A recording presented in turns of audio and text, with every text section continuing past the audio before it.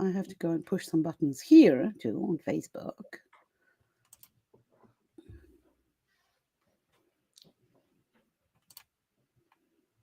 And now we're live. Hey everyone. Welcome. This is Isaiah and Isaiah Gabriel. I am coming live again, as I seem to be doing very much these days, to present once again the Women Lighting the Way Summit. And to do that, I have invited most of my speakers to come and talk live with me. Today we're talking with Ereni. Hi, Ereni. Hi, so good to be and I here. love that you defined yourself as fairy. I'm so excited. I did it as a joke. I didn't know it was going to be public, but I used to be a fairy. I was a professional fairy once. Good. I had very big wings. For awesome. Thanks for sharing that. I love that. So we're doing these little lives. Let me remind you first, you listeners, first and foremost, that there is no way you will be able to listen to the amazing talks of Ereni and 24 other amazing speakers if you do not have a ticket.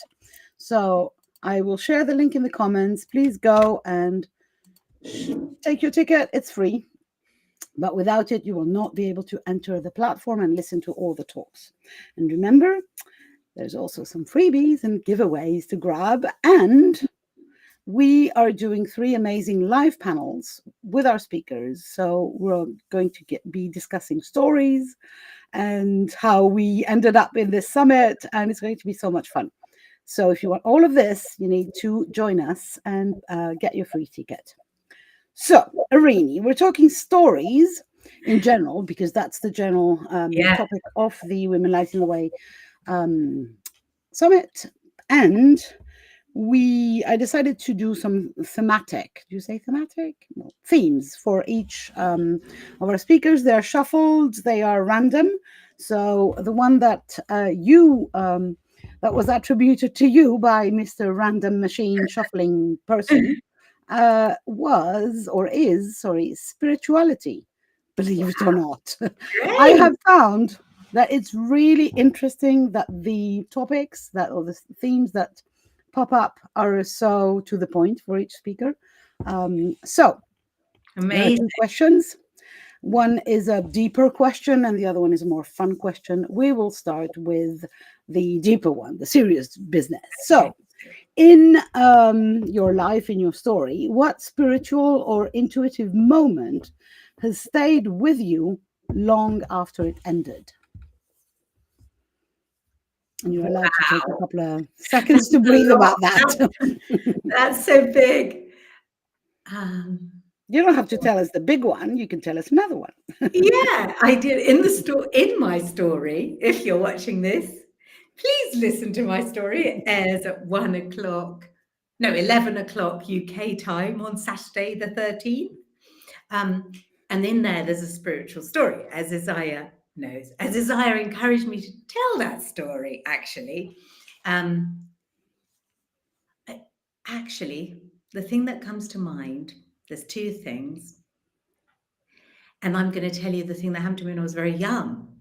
I live in Crete, and the reason I live in Crete is because of this spiritual experience I had. In this, it was like I was really young. Can you see how I go like this? Like, I'm interested. I know, I've got goosebumps now. Even telling you this, I'm like, I get to tell you guys this story. So there was a lot of Raki involved.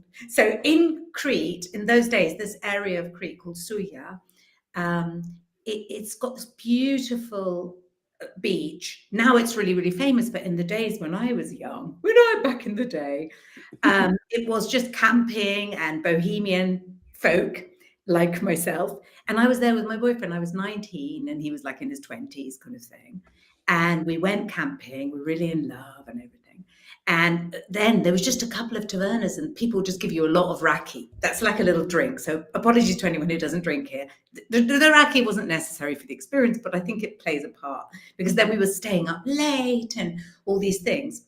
Anyway, my boyfriend at the time, he went off and he was like, I really love it. I'm just going to go walking on the beach and I'm just going to like get into my body.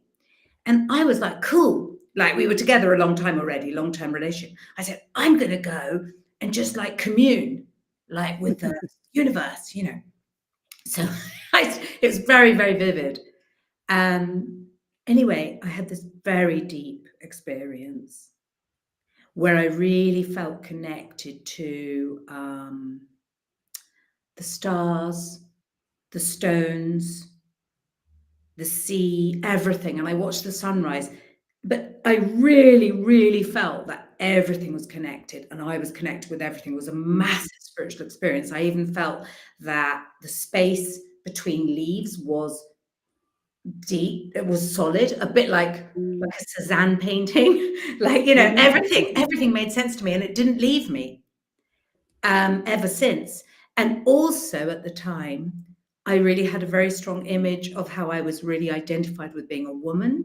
At the time, a young woman, I was really identified with my sexuality, of being very feminine. And I was aware you're going to have to let that go if you want to release completely, which sounds, I hope, not disrespectful of being feminine. But it was just like a realization. I was really overly identified with being a sexual young woman. And I was aware of that. So it was like a really strong spiritual experience. Yeah. I love it. Stayed with me. Yeah. Under the Cretan sky. Under the Cretan sky. Yeah. And that made you come back years after, because you didn't spend your life living in Crete, did you? Oh, no, I came back to Crete. I can see myself. I hope I'm not being too self-conscious. I'll focus on you, Isaiah. Yeah. Look at me, yeah. Years later, when my partner and I, my husband, we were like going, we're going to leave, because we read this book, 4-Hour Work Week by Tim Ferriss, which says you can leave your life and work, you know, one of those. And I don't think my husband thought I'd do it if I would take it seriously. And I was like, right, Tim Ferriss says we're leaving in 6 months. So anyway, we went to Thailand first, but then I was like, we should go to Crete. And he was like, why? And I said, it's just where it's just where it's at. You know, we're going to Crete. But actually, we haven't ended up in the same place on the island. Crete is quite a big island, for those who don't know it. Yeah. I love that story. Thank you for asking that. It feels so both connected to the cosmos, the universe, the whole shebang, but at the same time so grounded in the sea, the leaves, and I think that it so speaks to my idea of spirituality, which is, you know, being this pillar of light, basically this conduit between up and down, and I really love it. Thank you for sharing with us. Thank you. I'm not sure if it was. I'm a very visual person. I almost close my eyes to just be there. That's great. That's great. I you know, it had so many deep ones, didn't it? But that one came up. So. Yeah, of course, we all have lots and lots to tell. That's why we do a summit, actually. But today I'm just asking you to focus on one, and this was really beautiful. Great. So the fun question is, if your intuition had, and this is going to be fun for you. I can't believe how these questions are so to the point. It's just like so much fun. If your intuition had a ringtone, what would it be? It had a what? A ringtone. That's amazing. For this light-hearted one, I found these little hang on, I've got to do this for you. They're meant to be flashing. Ooh, awesome. Because you've got bunny slippers, then I've got... I do have some bunny slippers, but I love those. Little magic really nice. As well, let's see. Little bell. I love that. So about your ringtone. What if your intuition had a ringtone or a song? Wow. What would we hear? Wow. Okay. And of course, I know you're being a sound person. Yeah, I don't know. Okay, I'll just come up with Pandora's box of so many ideas. If it had a ringtone, okay. Let's see. Bing, bing, bing, bing. Listen in to your inner singing. Third eye up to the sky, listen in, ding, ding. There you go. Awesome. And it's very seasonal as well, right? Pardon? You know, we are going to it's very seasonal as well. Yes. You know, we're just 3 weeks before the holidays.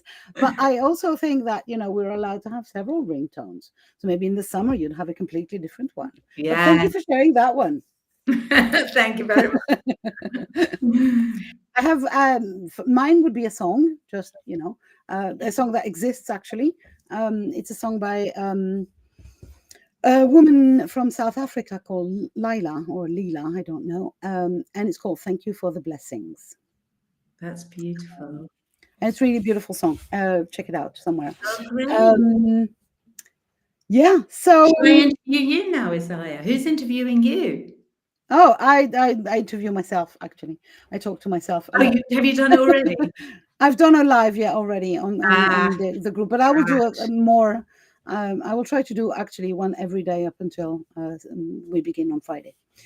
But life. If you want, I can put another hat on and interview you now. That's all right. So thank you very much for sharing. I want to tell you how much I'm happy that for this interview you have showed us your fairy self. I was going to say light and joyful, but fairy, seems very becoming. And I think that's really part of what I really, really love with this summit is that women can come and tell all their stories. The light fairy ones with the bunny sparkling ears and the deep, profound ones. And I so love the title of your story in Women Lighting the Way. Could you please remind us? Thank you so much. I think it's called From Sacred Lies to Chagall Skies. And I love it. Isn't it such a beautiful title? Yeah, and it's a difficult story to tell, so I'm really glad to be able to be a bit lighter now. Yeah, that's exactly what I think is really powerful. Is that when we created the summit with Chris originally, and ever since I've been doing it on my own. One of the things that is really fundamental is that I don't want a display of horror stories. This is not what it's all about. I don't want either a long list of stories of I was poor, now I'm rich, look at me. This is not what it's all about. We want to be ourselves with the various facets, and you can be a fairy and a deeply spiritual person. You can be a sound therapist, and you can be so many other things. We're not limited to one story. That's why we also have some alumna in Women Lighting the Way. We have women who have come twice, 3 times, and even 4 times to tell several stories, because we are not, and obviously you're demonstrating that beautifully, one-sided persons. We have so much depth and so much sparkling and so much fun and so much sadness, anger, everything. So thank you so much. You've been helping me demonstrate that. You were right about the story. I was like, I don't want to do it. I was really resistant. If anybody's watching this, I was like, no, Isaiah, I can't possibly tell that story. I was like, and Isaiah said, well, I think if you do, it'll really help you. And it did. It has. I strongly believe that there's a point in our lives for all of us that we have to own our stories. Yeah. However deep, however shit, and it doesn't mean that you have to come and tell it to the world online. You can write a book. You can write a book and never share the book with anyone. But it's absolutely about owning it and not pretending that this was not part of my life in any way, shape, or form. And this gives me, thank you for bringing that up. It gives me another opportunity to just take a breath and say, congratulations to you and to every woman who's ever come into Women Lighting the Way for daring to just come in front of a freaking camera and just say, this is me. This is me, the parts that I'm not particularly proud of, the parts that I'm really proud of, the parts that are, great successes, the epic failures, everything is me. And just, you like it, stay with me. We can work together. You don't, have a nice day. But it's not about people pleasing anymore. It's suddenly not. It's about owning who you are. And this gesture of courage is immense. I think. That's amazing. I want to share. Is it all right if I share some? You have to push me off the screen, but I just wanted to say, no, that's all right. no, because I'm such a talker, but I do want to say one thing. 15 minutes of fame. No, but the thing is that the weirdest thing was that in this story, my mother's, as Isaiah knows, because she's heard the stories, my mother's part of the story. And anyway, what's happened is she wasn't going to join the summit. She's 80, she's Greek. It wasn't going to happen. But I sent her a private YouTube link of it, thinking she wouldn't even watch it. But what happened was it had such an effect on her, and she's a central part of the story. And it's shifted something between us that couldn't be shifted. She didn't understand that part of my life, and now she watched the story, which is odd. Like, we spent time together. We've been together all these years. It took this story for her to write to me and say, she texted me saying, "I'm crying. I'm so sorry this happened to you. I didn't realize." And I was like, what? And then she sent it to my auntie and uncle, who are also a part of the story. And my auntie wrote to me saying, "I'm so proud of you. I didn't, it was so moving." And then they sent it. It's like gone viral in the family. And I was just like, this is so weird. So, yeah, I mean, but it's that's the fundamental thing. Once we decide to own who we are, it changes everything. And it changes everything, as far as business is concerned, because I show up as me, and then people like me or don't like me. It changes everything in our personal lives, and it changes everything on what I would call the chessboard. Because you move yourself into the familial or communal chessboard. Change your position, and everything changes. And I've seen that happen a lot. But I'm so happy it happened to you. Thank you so much. Yeah. It happened to me as well. I sent my first story to my mom the first time we did it, and she had the similar thing. Like, she sent me a text saying, "Fuck, I didn't realize." Really? And it was like the first time ever that she acknowledged that this part of my story might have been really painful, and that for me, because up until then she had completely dismissed it, because I'm this person that I go past things. You go, and I go past. I let it behind me. Yeah. I just walk forward. Onwards. Out. Yeah. I don't hold grudges as well. So I'm but it was really interesting that ever since that video, our relationship has switched to something different. And it's like, so yeah, this is a very good promotion for, we are doing Women Like You again next year. Anyone who wants to change their relationships, join us. Brilliant. Love it. So thank you very much. Thank you. Don't go anywhere. I'll just push some buttons and we'll say goodbye, but I want to say goodbye to you properly. Thank you so much for talking with me and for sharing your story in the summit, but also tonight's little snippets of the ferry story, which is so fun. And I will talk to you in the live panels. I think I'll see you there. As for you, lovely people from the Women Lighting the Way group, thank you for listening to us, and stay put, because we have more of our speakers coming into the lives this week. And don't forget to buy a ticket. It's free. Bye for now. Bye.